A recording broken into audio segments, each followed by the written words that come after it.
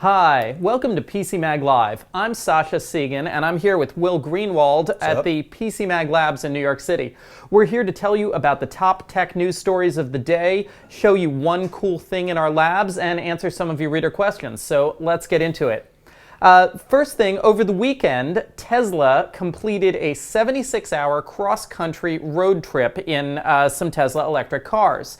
Now, the point here is to overcome some of the things that, for instance, the New York Times had been saying about Tesla not having enough charging stations, not working well in cold weather, etc., showing that with their network of superchargers across the country, yes, you can actually do road trips. You can actually go they had to long loop around distances. the Midwest, weirdly. They had to sort of go up north and straight around because they couldn't just do the straight through road trip that most people going from LA to New York would do. Well, their problem is that, so they have this nationwide network of superchargers now, but it's kind of in a straight line. Like, if you want to duplicate this road trip, you have to duplicate their road trip because it's almost the only path you could follow across the country where you would actually hit superchargers enough times.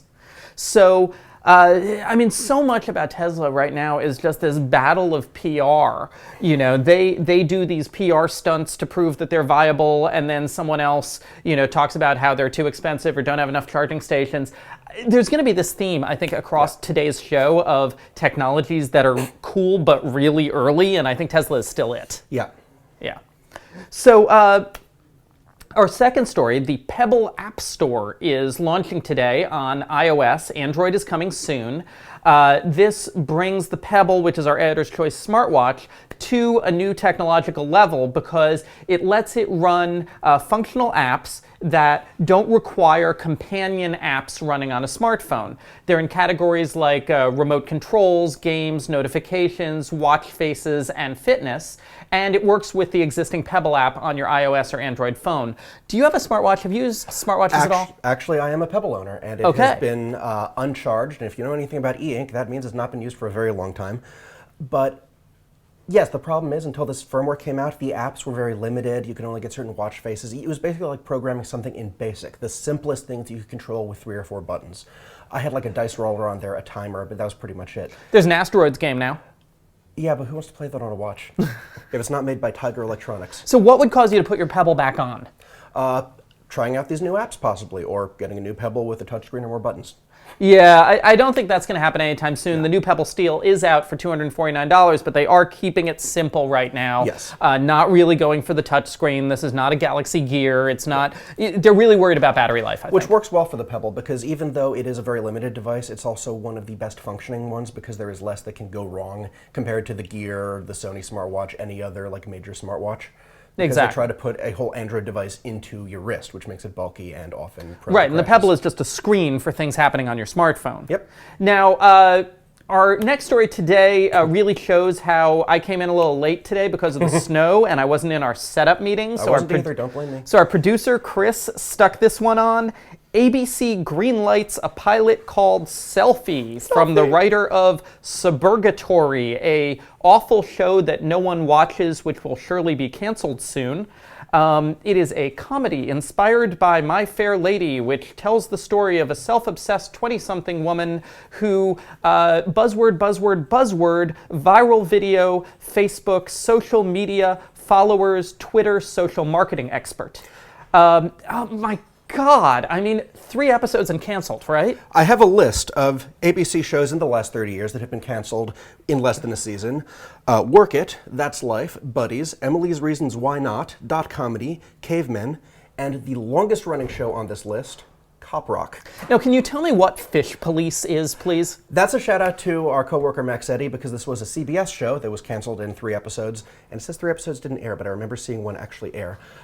Were they actual fish, or were they like policing fish? It was a cartoon, but they were fish who were police of other fish. Okay, I think that Fish Police has more potential as an entertaining TV show than this BS nonsense based on a library of buzzwords that they think millennials are interested in social media, probably developed by a bunch of 45-year-old guys who were told that they need to get on this social media thing. So, I have Selfie, a better idea than even that. Not going to happen. I have a better idea, though.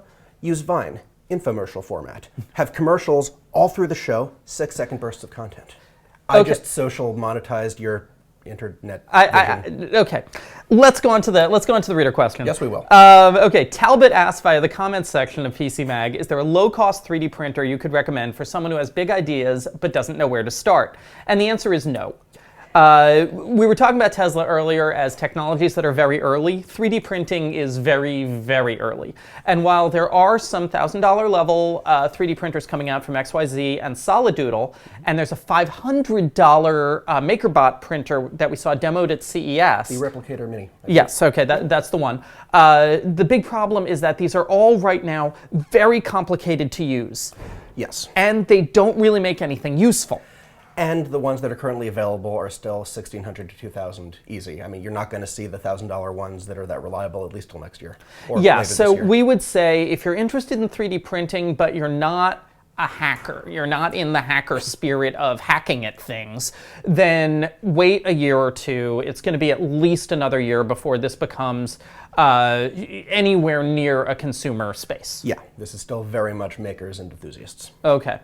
So one cool thing in our labs right now is something actually that Will has been playing with for the past week or so, which is the Sony PS Vita TV. Why don't you tell us about this? Well, this is basically everything in a PS Vita in this tiny little box, which is about the size of the Vita's screen.